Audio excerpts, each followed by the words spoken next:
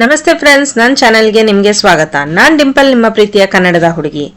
ಈ ಹಿಂದಿನ ಸಫಾರಿ ನಾವು ಮೆಸ್ಮರೈಸಿಂಗ್ ಸನ್ರೈಸ್ ನೊಂದಿಗೆ ಸ್ಟಾರ್ಟ್ ಮಾಡಿದ್ವಿ.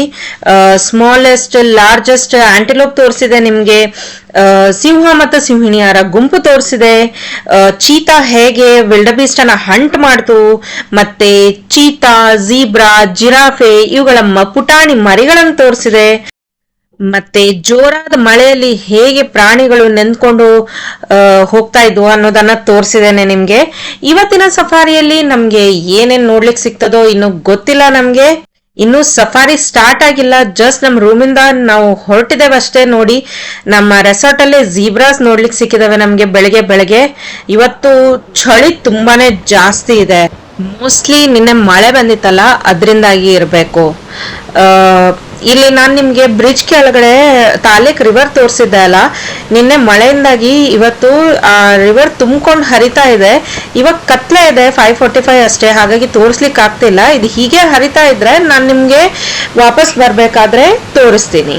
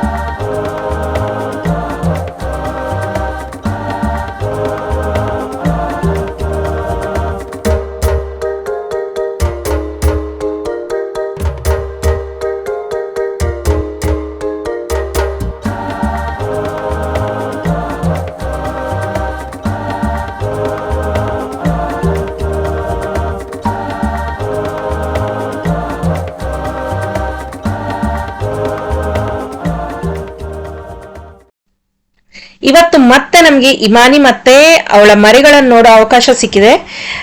ಮರಿಗಳು ತುಂಬಾನೇ ತುಂಟತನ ಮಾಡ್ತಿವೆ. ಬಟ್ ಇದರಲ್ಲಿ ಒಂದು ಮರಿ ಬಾಕಿ ಉಳಿದ ಮರಿಗಳಿಗಿಂತ ಸ್ವಲ್ಪ ಹಿಂದೆ ಇರ್ತದೆ ಯಾವಾಗ್ಲೂ. ಇಮಾನಿ ಮತ್ತೆ ಮರಿಗಳ ಜೊತೆಗೆ ಯಾವಾಗ್ಲೂ ಒಂದು ಫಾರೆಸ್ಟ್ ಗಾರ್ಡ್ ನ ವೆಹಿಕಲ್ ಸುತ್ತಾಡ್ತಾ ಇರ್ತದೆ.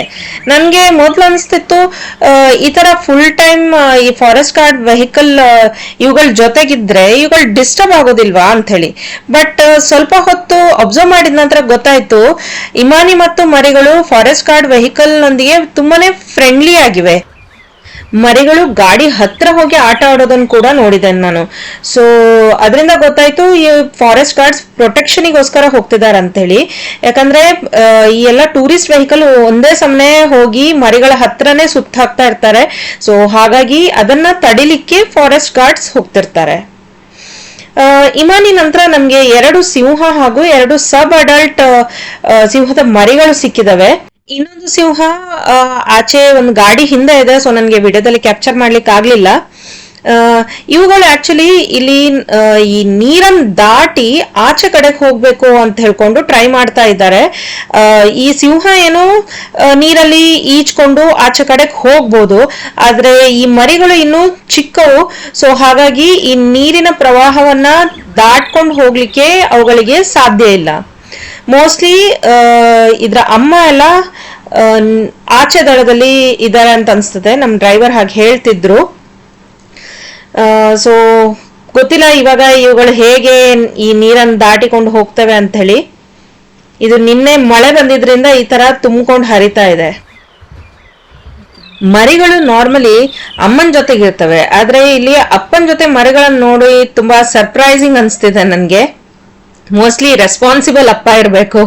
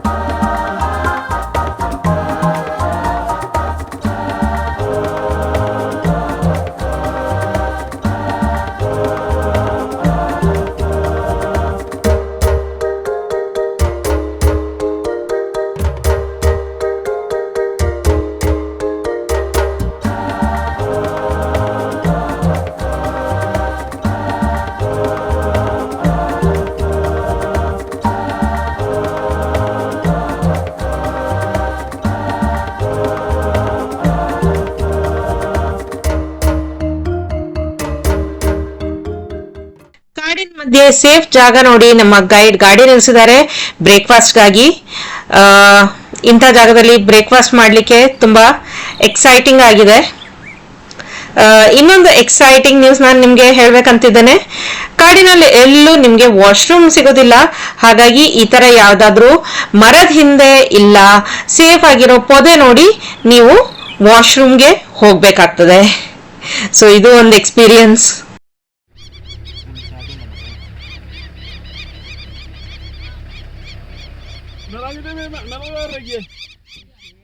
ಹೈನಾ ವಿಲ್ಡಬೀಸ್ಟ್ ಮೇಲೆ ಅಟ್ಯಾಕ್ ಮಾಡಿದೆ. ಆಕ್ಚುಲಿ ಹೈನಾ ತುಂಬಾನೇ ನಿರ್ದಯಿ ಪ್ರಾಣಿ. ನಮ್ಮ ಸಿಂಹ, ಚೀತಾ ಇದೆಲ್ಲ ಹೇಗೆ ಹಂಟ್ ಮಾಡಿ ಆ ಪ್ರಾಣಿ ಸಾಯೋವರೆಗೆ ಅದನ್ನು ಉಸಿರುಗಟ್ಟಿಸಿ ಸಾಯಿಸಿ ಮತ್ತೆ ತಿಂತವೆ. ಆದ್ರೆ ಹೈನಾ ಪ್ರಾಣಿ ಜೀವಂತ ಆಗಿರ್ಬೇಕಾದ್ರೆ ಅದನ್ನ ಅಲ್ಲಿ ಇಲ್ಲಿ ಕಚ್ಚಿ ಕಚ್ಚಿ ಕಚ್ಚಿ ತಿಂತದೆ. ಈ ವಿಲ್ಡಬೀಸ್ಟ್ ನ ಮೇನ್ ಪಾರ್ಟನೇ ಅದು ಕಚ್ಬಿಟ್ಟಿದೆ.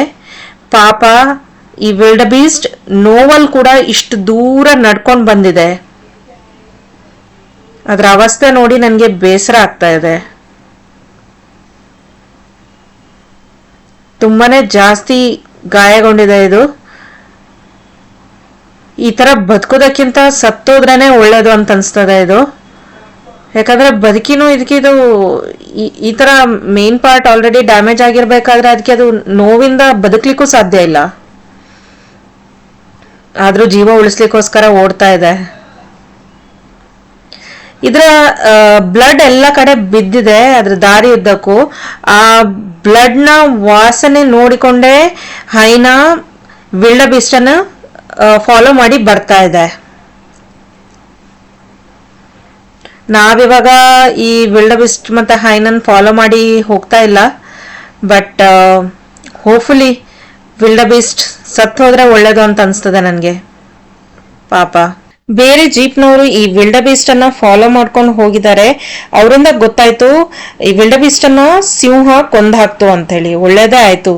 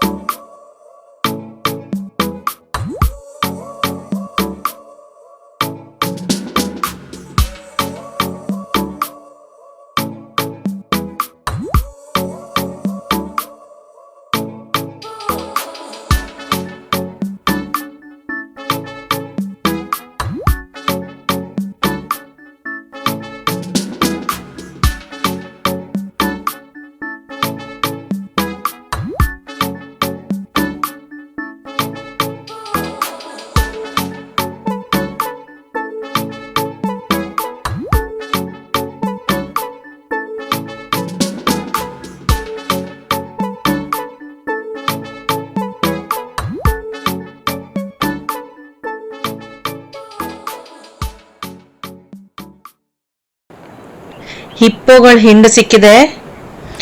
ನೀವೇನಾದ್ರು ಗಮನ ಕೊಟ್ಟು ಕೇಳಿದ್ರೆ ನಿಮ್ಗೆ ಹಿಪ್ಪೋದ ಶ್ವಾಸ ತಗೊಳ್ತಿರೋ ಸೌಂಡ್ ಕೂಡ ಕೇಳ್ಬೋದು ನೀವು.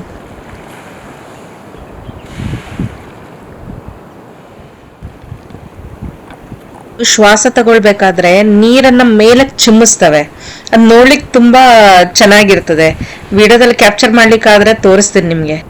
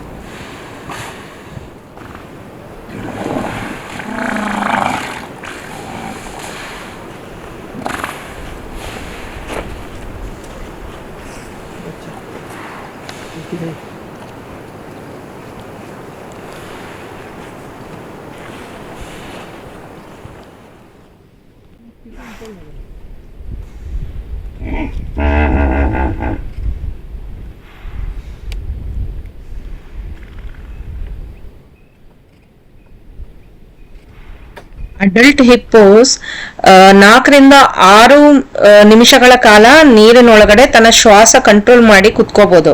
ಆದ್ರೆ ಸಣ್ಣ ಮರಿಗಳೆಲ್ಲ ಒಂದು 2-3 ನಿಮಿಷಕ್ಕೊಮ್ಮೆ ನೀರಿನಿಂದ ಮೇಲೆ ಬಂದು ಶ್ವಾಸ ತಕೊಂಡು ಮತ್ತೆ ಪುನಃ ನೀರಿನ ಒಳಗ ಹೋಗ್ತದೆ.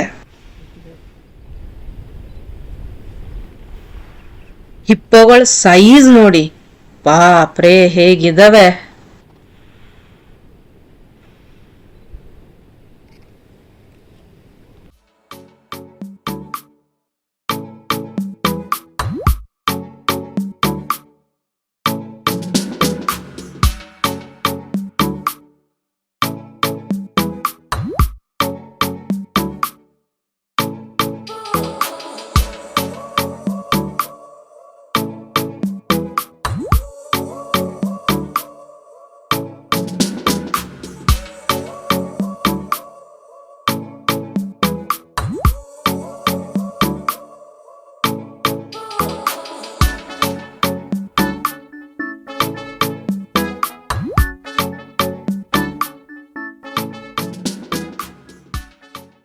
ಮಾರ್ನಿಂಗ್ ಸಫಾರಿ ಮುಗಿಸಿ ಕ್ಯಾಂಪಿಗೆ ಬಂದಿದ್ದೇವೆ.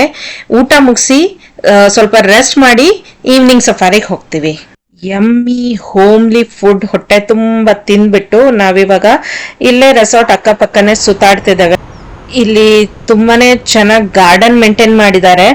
ಇದು ನಮ್ಮ ಡೈನಿಂಗ್ ಏರಿಯಾ. ಇಲ್ಲಿ ಎಲ್ಲಾನು ಟೆಂಟ್ ಇಂದನೇ ಮಾಡಿದ್ದಾರೆ, ಇನ್ಕ್ಲೂಡಿಂಗ್ ಓನರ್ಸ್ ಇದು ಮನೆ ಇದೆಲ್ಲ ಅದು ಕೂಡ ಟೆಂಟ್ ಇಂದಾನೆ ಮಾಡಿರೋದು. ಇಲ್ಲಿ ನಿಮ್ಗೆ ಇದು ಸೌಂಡ್ ಕೇಳ್ತಿದೆ ಅಲ್ಲ, ಇದು ತಾಲೇಕ್ ರಿವರ್ ಓವರ್ಫ್ಲೋ ಆಗ್ತಿರೋ ಸೌಂಡ್. ನಿನ್ನೆ ಮಳೆಯಿಂದಾಗಿ ತುಂಬಾನೇ ತುಂಬ್ಕೊಂಡು ಹರಿತಾ ಇದೆ. ಸಂಜೆ ತನಕ ಇದ್ರ ಹರಿವು ಕಡಿಮೆ ಆಗ್ಬೋದು ಅನ್ಸ್ತದೆ. ರೆಸಾರ್ಟ್ ಒಳಗಡೆ ಪುಟಾಣಿ ಟಾರ್ಟೈಸ್ ಸಿಕ್ತು, ತುಂಬಾ ಕ್ಯೂಟ್ ಆಗಿದೆ ಅಲ್ವಾ. ಊಟ ಎಲ್ಲ ಮುಗಿಸಿ ಇವಾಗ ನಾವು ನಮ್ಮ ಆಫ್ಟರ್ನೂನ್ ಸಫಾರಿಗೆ ಹೋಗ್ತಾ ಇದ್ದೇವೆ. ಇವತ್ತು ರೈನೋ ಸ್ಪಾಟ್ ಮಾಡಬೇಕು ಅಂತ ಯೋಚಿಸಿ ಹೋಗ್ತಿದ್ದೇವೆ. ನೋಡೋಣ ಸಿಗ್ತದ ಅಂತೇಳಿ. ವಾವ್, ನಾವು ಜಸ್ಟ್ ಕ್ಯಾಂಪ್ ಇಂದ ಹೊರಗೆ ಬಂದಿದ್ದೇವೆ ಅಷ್ಟೇ, ಆನಿಮಲ್ ಸ್ಪಾಟಿಂಗ್ ಸ್ಟಾರ್ಟ್ ಆಗಿದೆ. ಇದು ನಮ್ ಕ್ಯಾಂಪ್ ಜಸ್ಟ್ ಹೊರಗಡೆನೆ ಇದೆ. ಈಗ 2 ಗಂಟೆ ಹಿಂದೆ ನಾವು ಇಲ್ಲಿಂದಾನೆ ಹೋಗಿದ್ವಲ್ಲ ಕ್ಯಾಂಪ್ಗೆ, ಅವಾಗ ಒಂದೇ ಒಂದು ಆನಿಮಲ್ ಇರ್ಲಿಲ್ಲ ಇಲ್ಲಿ. ಇವಾಗ ನೋಡಿ ಎಷ್ಟೊಂದು ಆನಿಮಲ್ಸ್ ಬಂದ್ಬಿಟ್ಟಿದಾವೆ. ಇಷ್ಟೊತ್ತು ಎಲ್ಲಿದ್ವೋ ಗೊತ್ತಿಲ್ಲ. ವೆದರ್ ಕೂಡ ತುಂಬಾ ಚೆನ್ನಾಗಿದೆ ಇವತ್ತು.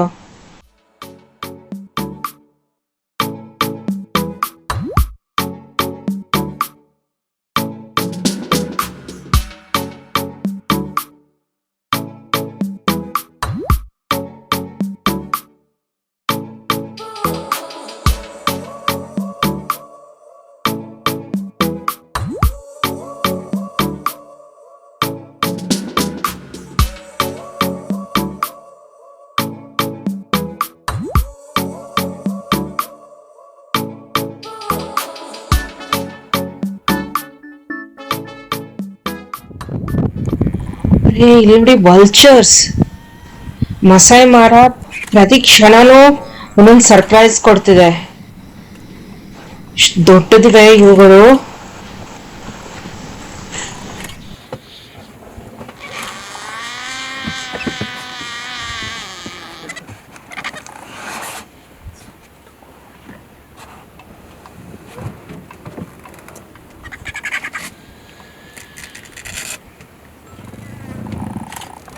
ಯಾವ ಪ್ರಾಣಿಯನ್ನು ತಿಂತಿದೆ ಅಂತ ಗೊತ್ತಾಗ್ತಿಲ್ಲ. ಹ್ಮ್ ಓ, ಇದು ಹೈನಾನ್ ತಿಂತಾ ಇವೆ ಇವುಗಳು. ಕಾಡಲ್ಲಿ ಶಕ್ತಿಶಾಲಿ ಪ್ರಾಣಿ ಇರ್ಲಿ ಇಲ್ಲ ವೀಕ್ ಪ್ರಾಣಿ ಇರ್ಲಿ, ಎಲ್ಲದರ ಫೇಟ್ ಕೂಡ ಒಂದೇ. ಒಂದಲ್ಲ ಒಂದಿನ ಅದು ಇನ್ನೊಂದು ಪ್ರಾಣಿ ಇಲ್ಲ ಹಕ್ಕಿಯ ಊಟ ಆಗಿ ಮುಕ್ತಾಯ ಆಗ್ತದೆ ಅದ್ರ ಕತೆ. ಇಲ್ಲಿ ಬೇರೆ ಬೇರೆ ವೆರೈಟಿಯ ವಲ್ಚರ್ಸ್ ಇದಾವೆ. ಸೊ ಇವುಗಳೆಲ್ಲ ಜಗಳ ಆಡ್ತಾ ಇದಾವೆ ತಿನ್ಲಿಕ್ಕೆ. ಆಕ್ಚುಲಿ ತುಂಬಾ ವೀಕ್ ಇರೋ ವಲ್ಚರ್ಸ್ ಸ್ವಲ್ಪ ದೂರ ದೂರದಲ್ಲಿದ್ದಾವೆ. ಅದಕ್ಕಿಂತ ಸ್ವಲ್ಪ ಮುಂದೆ ಸ್ವಲ್ಪ ಸ್ಟ್ರಾಂಗ್ ಇರೋ ವಲ್ಚರ್ಸ್ ಇದಾವೆ. ಸ್ಟ್ರಾಂಗೆಸ್ಟ್ ವಲ್ಚರ್ಸ್ ಇಲ್ಲಿ ಮುಂದೆ ಹೋಗಿ ತಿಂತಾ ಇದ್ದಾವೆ. ವೀಕ್ ಆಗಿರೋ ವಲ್ಚರ್ಸ್ ತಮ್ಮ ಟರ್ನಿಗೆ ಕಾಯ್ತಾ ಇದಾವೆ. ಇದ್ ನೋಡಿ, ಇದು ಬಂತು ಲ್ಯಾಪೆಟ್ ಫೇಸ್ ವಲ್ಚರ್ ಅಂತ. ಆಫ್ರಿಕಾದ ಅತಿ ದೊಡ್ಡ ವಲ್ಚರ್ ಇದು. ಎಲ್ಲರನ್ನು ಓಡಿಸಿ ಇದು ತಿನ್ಲಿಕ್ಕೆ ಸ್ಟಾರ್ಟ್ ಮಾಡ್ತಿದೆ ಇವಾಗ. ಹೇಗ್ ತೋರ್ತಿದೆ ಅಲ್ವಾ ಇದು, ತುಂಬಾನೇ ದಷ್ಟಪುಷ್ಟವಾಗಿದೆ. ಎಲ್ಲರನ್ನು ಓಡಿಸಿ ತಾನು ತಿನ್ಲಿಕ್ಕೆ ಸ್ಟಾರ್ಟ್ ಮಾಡ್ತಾ ಇದೆ ಇವಾಗ. ಅದ್ರದ್ದು ಒಂದೊಂದು ಕಾಲ್ ನೋಡಿ ಹೇಗಿದೆ ಅಂತೇಳಿ, ನಮ್ಗೆ ಭಯ ಆಗೋ ತರ ಇದೆ ಇದು. ಸ್ಟ್ರಾಂಗೆಸ್ಟ್ ಅಂತ ಅನ್ಸ್ತದೆ. ಪೂರ್ತಿ ಖಾಲಿ ಆಗೋ ತನಕ ಇವುಗಳು ಬಿಡುದಿಲ್ಲ ಅಂತ ಅನ್ಸ್ತದೆ. ಹೇಗೆ ಎಳ್ದ್ ತಿಂತಾ ಇದಾವೆ ನೋಡಿ, ಕಾಲಿಟ್ಟು. ಅಯ್ಯೋ, ಮಸಾಯ್ ಮಾರದಲ್ಲಿ ಮಾತ್ರ ಈ ತರ ಸ್ಪಾಟಿಂಗ್ ಸಾಧ್ಯ ಇದೆ ಅಂತ ಅನ್ಸ್ತದೆ. ವರ್ತ್ ವಿಸಿಟಿಂಗ್ ಮಸಾಯ್ ಮಾರ. ಇಷ್ಟು ದುಡ್ಡು ಖರ್ಚು ಮಾಡಿ ಬಂದದ್ದು ದುಡ್ಡು ವಸೂಲಾಯ್ತು ನಮ್ದು.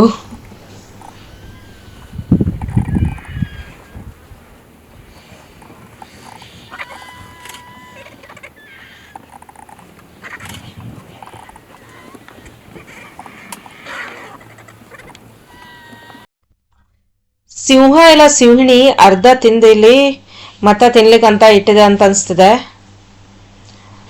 ಎಲ್ಲಿದೆ ಸಿಂಹ ಅಥವಾ ಸಿಂಹಿಣಿ ಅಂತ ತೋರ್ತಿಲ್ಲ. ನಾವು ಟ್ರೈ ಮಾಡ್ತಿದ್ದೇವೆ, ಲಯನ್ ಹಂಟ್ ಮಾಡ್ತಿದ್ದೇವೆ ಅಂತ ಅನ್ಸ್ತಾ ಇದೆ. ಹಿಂದ್ಗಡೆ ಹೋಗಿ ನೋಡೋಣ, ಮೋಸ್ಟ್ಲಿ ಅಲ್ಲಿಂದ ಏನಾದ್ರು ತೋರ್ಬೋದು. ನಾವು ಹಿಂದ್ಗಡೆ ಇಲ್ಲೇ ಬಂದಿದ್ದೇವೆ, ಬಟ್ ತೋರ್ತಾ ಇಲ್ಲ. ನೋಡಿ, ಇಲ್ಲಿದೆ ಸಿಂಹಿಣಿ. ಗೊತ್ತಾಗೋದಿಲ್ಲ ಎಲ್ಲಿ ಕೂತಿದೆ ಅಂಥೇಳಿ. ಕ್ಯಾಮಫ್ಲಾಜ್ ಆಗಿ ಹೋಗ್ಬಿಡ್ತಾರೆ. So cute. ನಮ್ಗೆ ಇಲ್ಲಿ ಸಿಂಹದ ಮರಿ ಸಿಕ್ತು ನೋಡ್ಲಿಕ್ಕೆ. ನೋಡಿ, 2 ಪುಟಾಣಿ ಮರಿಗಳಿವೆ. ಒಂದ್ ಸ್ವಲ್ಪ ಹಿಂದೆ ಮಲ್ಕೊಂಡಿದೆ, ಒಂದಿಲ್ಲಿ ಬಾಲದ ಜೊತೆಗೆ ಆಟ ಆಡ್ತಾ ಇದೆ. ಎಷ್ಟು ಕ್ಯೂಟ್ ಇದೆ ಅಲ್ಲ. ನಮ್ಮ ಬೆಕ್ಕಿನ ಮರಿಗಳು ಕೂಡ ಹೀಗೆ ಇರ್ತವೆ ಅಲ್ಲ, ಹೀಗೆ ಬಾಲದ ಜೊತೆಗೆ ಆಟ ಆಡ್ತಾ ಇರ್ತವೆ. ನೋಡಿ, 2 ಮರಿಗಳಿದಾವೆ ಇಲ್ಲಿ ಇವಾಗ.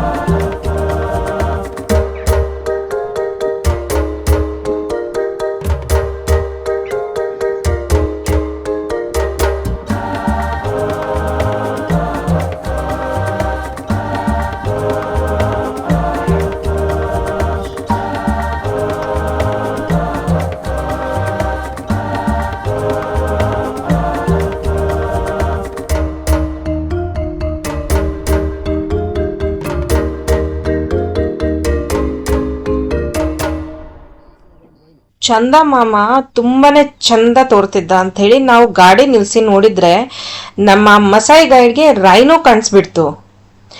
ಎಸ್, ಇಲ್ಲಿಗೆ ನಮ್ಮ ಬಿಗ್ 5 ಕಂಪ್ಲೀಟ್ ಆಯ್ತು. ಆಫ್ರಿಕಾದ 5 ಅತಿ ದೊಡ್ಡ ಪ್ರಾಣಿಗಳನ್ನು ನಾವು ನೋಡಿ ಆಯ್ತು. ತುಂಬಾ ಲಕ್ಕಿ ನಾವು.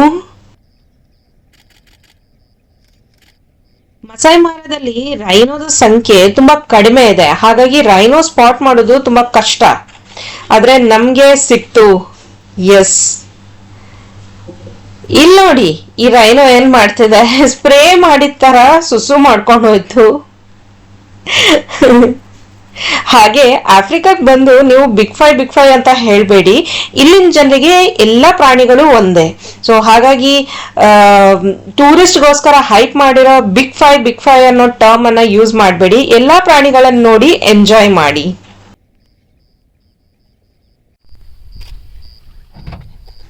ಇಲ್ಲಿ ನೋಡಿ, ಇಲ್ಲಿ ಎಷ್ಟು ಶಾಂತಿ ಇದೆ ಅಲ್ಲ. ಪೂರ್ತಿ ಮಸಾಯಿ ಮಾರ ಹೀಗೆ ಇದೆ, ತುಂಬಾನೇ ಶಾಂತವಾಗಿದೆ. ಇಷ್ಟೊಂದು ಆನಿಮಲ್ಸ್ ಇದ್ರು ಎಷ್ಟು ಶಾಂತಿ ಇದೆ ನೋಡಿ. ಸಫಾರಿ ಟೈಮ್ ಮುಗ್ದೋಯ್ತು, ಬನ್ನಿ ನಮ್ಮ ಕ್ಯಾಂಪ್ಗೆ ವಾಪಸ್ ಹೋಗೋಣ.